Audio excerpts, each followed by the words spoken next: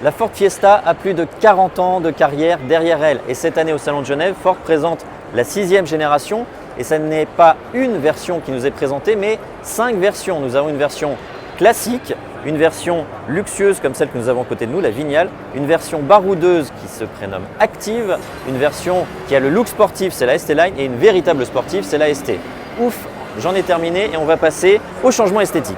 Sur la face avant, assez peu de transformation par rapport à la précédente. On a plus l'impression d'un gros restylage. On a toujours des optiques étirées avec une signature lumineuse ici, des feux de jour à LED.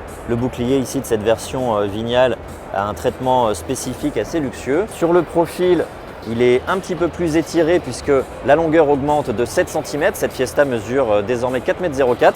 Et c'est plus à l'arrière qu'on a beaucoup plus de transformation puisque les feux ne sont plus verticaux mais ils ont un traitement horizontal, ce qui assoit un petit peu plus la voiture sur la route. À l'intérieur par contre, beaucoup d'évolutions puisque la fameuse console centrale pleine de boutons disparaît au profit d'une console plus épurée avec une meilleure ergonomie et on a un écran tactile qui permet de gérer toutes les fonctions de la voiture et avec de la connectivité, le fameux Ford Sync 3. Au niveau de l'équipement justement, cette nouvelle Ford Fiesta fait le plein de haute technologie. On pourra avoir un régulateur de vitesse adaptatif, un système de surveillance 360 degrés qui freinera automatiquement, l'alerte de véhicule dans l'angle mort, une aide au maintien dans la voie, l'aide au parking active. Bref, cela en fera la citadine la plus techno du moment.